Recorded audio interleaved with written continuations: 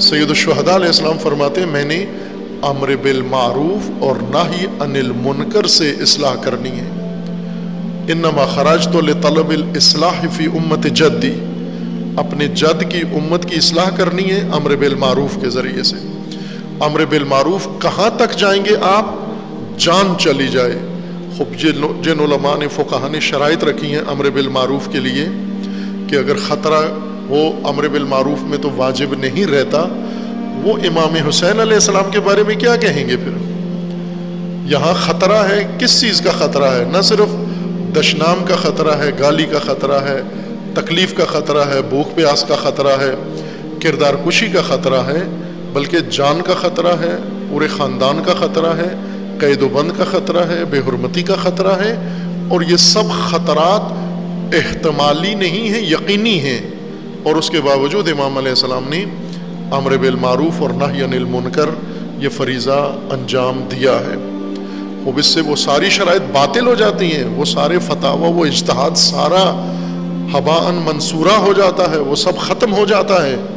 وہ سارے فتوے ہوا میں اڑ جاتے ہیں جو امام حسین علیہ السلام کی سیرت کے برخلاف دیے گئے ہیں.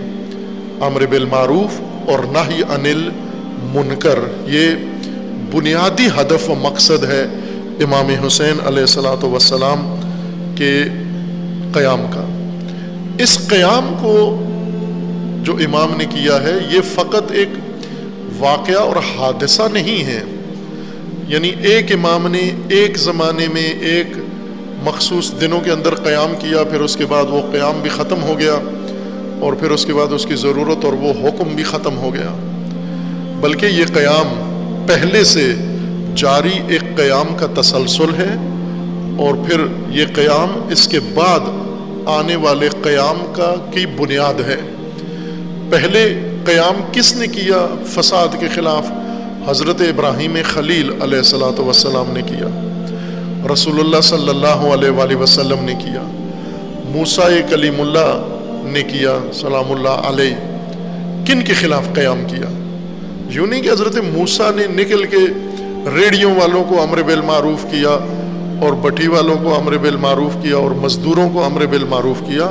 فرعون کو امر بالمعروف کیا، حکام کو امر بالمعروف کیا، اور بنی اسرائیل کو امر بالمعروف کیا. حضرت ابراہیم نے نمرود کو، آزر کو امر بالمعروف کیا اور منکرات سے روکا. کس طرح سے روکا؟ منکرات میں سے سب سے بڑا منکر شرک ہے، اور حضرت ابراہیم نے اس شرک کی بنیاد کو نیست و نابود کر دیا.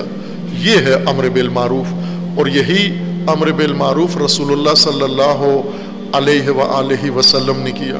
اور پھر وراثت میں امام حسین علیہ الصلاۃ والسلام نے یہ امر بالمعروف کیا، اور اس امر بالمعروف میں ہر خطر خریدا، مول لیا، اور اپنا فریضہ اپنے عہد میں انجام دیا، تاکہ بنیاد بنے بعد میں آنے والی امت کے لیے جو امامت کے قائل ہیں، جو امام حسین کی پیشوائی کے قائل ہیں، جو امام حسین علیہ السلام کی اقتداء کے قائل ہیں، جو امام حسین علیہ السلام کو اپنا پیشوا دنیا میں و آخرت میں مانتے ہیں، ان کے لیے بنیاد بنے امر بالمعروف. اس قیام کو دوام بخشنے کے لیے، دوام دینے کے لیے، کہ یہ ہمیشہ قیامت تک یہ سلسلہ اس طرح کا، اس نوعیت کا، اس انداز کا امر بالمعروف اور نہی عن المنکر، جو عوامی فساد، ملکی فساد، حکومتی فساد اور حکمرانوں کے فساد کے مقابلے میں ہو، یہ ہمیشہ کے لیے ایک سنت بن جائے، ہمیشہ کے لیے قانون اور امت کے لیے ضابطہ بن جائے. اس کے لیے عزاداری امام حسین، عزائے امام حسین علیہ السلام کو فروغ دیا گیا، بنیاد رکھی گئی. آج عزاداری ایک ثقافت بن گئی ہے، ثقافتی ایک عمل میں تبدیل ہو چکا ہے. مذہبی سے زیادہ، دینی عمل سے زیادہ ثقافتی عمل بن گیا ہے. آپ نے ڈاکومنٹریز دیکھی ہوں گی عزاداری کے اوپر بنی ہوئی، بعض ٹی وی چینلز نے بنائی ہیں، مسلمان ممالک کے ٹی وی چینلز نے بھی بنائی ہیں، جن ممالک میں عزاداری ہوتی ہے اور بعض دیگر کمرشل ٹی وی چینلز نے بھی بنائی ہیں جو اپنے مخاطبین کو مختلف چیزوں سے آگاہ کرتے ہیں. انہوں نے عزاداری کے بارے میں مختلف قسم کی فلمیں، ڈاکومنٹریز، دستاویزی فلمیں بنائی ہیں اور ہر ملک کی عزاداری بتائی ہے اور ساتھ اس کے کومنٹری بھی لکھی ہے، اسکرپٹ بھی پڑھا ہے اس کے ساتھ. اور وہ سب کا سب محض ثقافت ہے. مثلا ابھی آپ کے انہی ایام میں عشرہ محرم میں پاکستان کے اندر جہاں مجالس دکھائی جاتی ہیں اور مجالس کے انداز دکھائے جاتے ہیں، مجالس کا طور طریقہ اور وسائل، جن سامان کے ذریعے سے عزاداری کی جاتی ہے، جس طرح سے عزاخانے سجتے ہیں اور جس طرح سے شبیہیں بنتی ہیں، یہ ہر علاقے کی ایک مختصر داستان اس میں اور مختصر تفصیل اس کے اندر انہوں نے ذکر کی ہے. مثلا انٹرویو لیے ہیں انہوں نے، بارہا کئی سال پہلے کی بنی ہوئی ہے، ہر سال نشر ہوتی ہے، اس سال بھی ہوئی ہے، بعض ٹی وی چینلز نے بنائی ہے کہ عزاداری میں تعزیہ کس کو کہتے ہیں. پہلے بہت ساروں سے پوچھا تعزیہ کیا ہوتا ہے اور شبیہیں کیا ہوتی ہیں، یہ کب سے شروع ہوئی ہیں، کہاں سے شروع ہوئی ہیں، ان کا مقصد کیا ہے، یہ کیوں بنائی جاتی ہیں. پھر بنانے والوں کے انٹرویو ہیں کہ آپ یہ کس طرح بناتے ہو، کس جذبے سے بناتے ہو.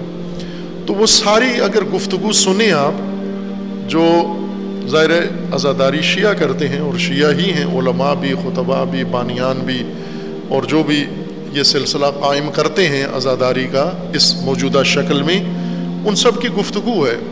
اور آپ اس میں مشاہدہ کریں کہ سب کی سب ثقافتی گفتگو ہے، اس میں کوئی مذہبی دینی حوالہ نہیں ہے، سب ثقافتی گفتگو. ہمارے علاقے میں یوں ہوتا ہے، یہ ہمارے بڑوں نے شروع کیا تھا، یہ ہم نے فلاں سے سیکھا ہے، یہ فلاں سے ہم نے تعلیم لی ہے، یہ اس طرح سے فلاں جگہ سے شروع ہوا. خوب یہ پوری دستاویز ہے اور وہ جو کچھ بیان کر رہے ہیں وہی ہوتا ہے، صحیح انہوں نے بیان کیا ہے.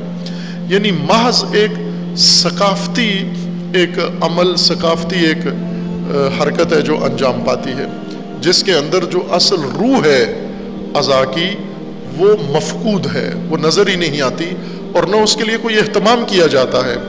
اس کے ثقافتی تقاضے سارے پورے کیے جاتے ہیں. ہر علاقے میں، کسی علاقے میں ڈھول کا اہتمام کیا جاتا ہے، شہنائی کا اہتمام کیا جاتا ہے. ہیں بہت سارے علاقے پاکستان میں بھی ڈھول اور شہنائی پر ماتم کرتے ہیں. بہت سارے علاقے ہیں جہاں پر ماتم کے لیے ایک خاص ماحول بنایا جاتا ہے. ہر علاقہ الگ الگ طریقہ ہے. پنجاب کے اندر، سندھ کے اندر اور بہت سارے سرحد کے اندر، شمالی علاقہ جات کے اندر، ہر جگہ پر ایک الگ انداز سے عزاداری کی جاتی ہے. خوب یہاں پر ہمیں اس چیز پر دھیان دینا ہے کہ عزاداری ایک ثقافتی عمل ہے یا اس کے پیچھے ایک فلسفہ ہے کار فرما. عزاداری تسلسل ہے قیام مقدس کربلا کا، امام حسین علیہ السلام کا قیام کو اگلی نسلوں میں قیام کو جاری رکھنا، اس قیام کو تکرار کرنا، اس قیام کی اصل حالت کو باقی اور برقرار رکھنا، یہ عزا کا نام ہے. عزا سوگ کو کہتے ہیں، سوگواری یعنی غم کا اظہار کرنا عزا کہلاتا ہے. اظہار غم، اظہار مصیبت کرنا، اظہار غم کرنا، یہ عزا کہلاتا ہے. یا کسی کو غم میں جا کر تسلی دینا، یہ تعزیت کہلاتا ہے. خوب یہ ساری چیزیں چونکہ امام حسین علیہ السلام نے جس طرح سے قیام کیا تو وہ بہت غمناک مناظر تھے اس کے اندر. اس غم کی پوشش میں در حقیقت باقی آنے والی امتوں کے اندر اس قیام کو جاری رکھنے کے لیے سلسلہ عزا قائم کیا گیا. اور سلسلہ عزا کی روح وہی ہو جو عاشورہ اور کربلا کی روح ہے، یعنی امر بالمعروف اور نہی عن المنکر. امر بالمعروف اور نہی عن المنکر سے مراد وعظ و نصیحت و تقریریں نہیں ہیں. امر بالمعروف اور نہی عن المنکر سے مراد یعنی اصل فساد کو نشانہ بنانا، کہاں ہے فساد، فساد کی نشاندہی کرنا اور اس فساد کو نشانہ بنا کر اس کی اصلاح کے لیے اقدام کرنا، یہ قیام امام حسین علیہ السلام ہے۔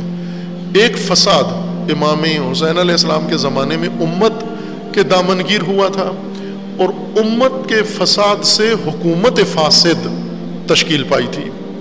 یہ فساد دونوں لازم اور ملزوم ہیں، علت اور معلول کی ان کی آپس میں حیثیت ہے۔ یہ دونوں فساد جہاں بھی ہوں گے، حکومت فاسد ہوگی، یقیناً لوگ فاسد ہو جائیں گے، اور لوگ اگر فاسد ہوئے یقیناً حکومت ان کی فاسد ہوگی۔ ان کے فساد میں آپس میں تلازم ہے۔ جیسا کہا جاتا ہے الناس علی دین ملوکہم، لوگ اپنے حکمرانوں کے مذہب پر ہوتے ہیں۔ یہ نہیں ہو سکتا کہ حکمرانوں کا مذہب کچھ ہو اور لوگوں کا مذہب کچھ اور ہو، بھلے لوگ رسومات میں الگ الگ ہو سکتے ہیں، لیکن مسلک اور مذہب اور روزمرہ کی زندگی کے اصول میں وہی ہوں گے جو ان کے حکمران ہیں۔ اگر حکمرانوں میں غیرت ہے، لوگوں میں بھی غیرت ہوگی۔ حکمرانوں میں حیا ہے، لوگوں میں بھی حیا ہوگی۔ حکمران بے غیرت ہیں، لوگ بھی بے غیرت ہوں گے۔ حکمران بے شرم ہیں، لوگ بھی بے شرم ہوں گے۔ جو حالت حکمرانوں کی ہے وہ ساری عوام میں ہوگی۔ حکمران اگر گدھا ہیں، ذلیل ہیں، عوام یقیناً ذلیل ہوں گے، چونکہ تلازم ہے ان کے اندر۔ اور اگر عوام ذلت پذیر ہیں، ذلیل ہیں، ذلت پسند ہیں، حکمران یقیناً ذلت پسند ہوں گے۔ یہ تلازم ہے ان کے اندر۔ امام حسین علیہ السلام نے قیام کیا، بائیں کہ وہاں فساد ہر قسم کا تھا۔ مثلا لوگ کم تولتے تھے اور چوریاں بھی کرتے تھے، خیانتیں بھی کرتے تھے، روزمرہ خاندانی جرائم اور محلے گلی کے جرائم یہ ہو رہے تھے، اور امام حسین علیہ السلام کی آنکھوں کے سامنے تھے اور باقی لوگوں کی بھی آنکھوں کے سامنے تھے۔ انہیں جب باقی لوگوں کو امر بالمعروف کا شوق چڑھتا، سدھاتا، تو وہ گلی میں اٹھ کر کسی عورت کو پردہ کروا دیتے اور کسی مرد کی داڑھی رکھوا دیتے اور کسی آوارہ جوان کو پکڑ کے نصیحت کر دیتے کہ یہ کام آج یہ بھی نہیں ہوتا، آج یہ بھی امر بالمعروف اٹھ چکا ہے، پوری زمین سے گویا اٹھ گیا ہے امر بالمعروف اس سطح کا بھی۔ لیکن امام حسین علیہ السلام نے اس فساد کو نہیں چھیڑا، اس فساد کو نہیں روکا، بائیں کہ یہ بھی فساد تھا، لیکن یہ فساد اس وقت رکنا ہے جب بڑا فساد، مادر فساد کنٹرول کیا جائے۔ اور وہ امت کو جو فساد دامنگیر ہے کہ امت کے اندر ایسے اخلاق اور ایسے رویہ پیدا ہو گیا ہے جس نے امت کو فساد تک یہاں تک پہنچایا ہے، اور جس کا نتیجہ یزید نکلا ہے اور یزیدیت نکلی ہے۔ اس فساد کو روکنے کے لیے امام نے قیام فرمایا۔ یہی مقصد عزاداری ہے۔ عزا تسلسل ہے قیام مقدس امام حسین علیہ السلام کا۔ عزاداری ثقافتی عمل نہیں ہے جو بن گیا ہے۔ ابھی ایران میں بھی آپ دیکھیں تو محض ایک ثقافتی عمل تبدیل ہو گیا ہے، اور پاکستان میں دیکھیں ثقافتی عمل بدل گیا ہے، ہندوستان میں، باقی جگہ جگہ جس علاقے میں بھی دیکھیں، اصل جو روح عزا ہے، جو حقیقت عزا ہے، جس سے عزاداری کا تعلق جڑتا ہے کربلا سے، عزاداری کا تعلق کئی جگہ سے جڑتا ہے۔ مثلا یہی ڈاکومنٹری جو بنائی گئی ہے، اس میں علماء بیٹھ کے تاریخ بتا رہے ہیں کہ یہ تعزیے اور یہ شبییں کہاں سے ہوئیں، تو وہ بتاتے ہیں کہ پہلی مثلا شبی تیمور نے بنائی، بادشاہ نے، دوسری نواب فلاں علاقے کے نواب نے بنائی، تیسری فلاں حیدرآباد کے نوابوں نے بنوائی، چوتھی فلاں نے بنوائی۔ یہ تو ٹھیک ہے، یہ ان سب نے یہاں شروع کروائی یہ کام اور عزاداری کا حصہ بن گئے۔ اس میں جو امام حسین علیہ السلام نے کیا وہ کہاں ہے؟ وہ کہاں نظر آتا ہے؟ وہ کہاں دکھائی دیتا ہے کہیں پر؟ ثقافتی اعمال، ثقافتی طریقے، ثقافتی رسمیں، ثقافتی امور، ان کے مجموعے کو عزاداری قرار دیا گیا ہے۔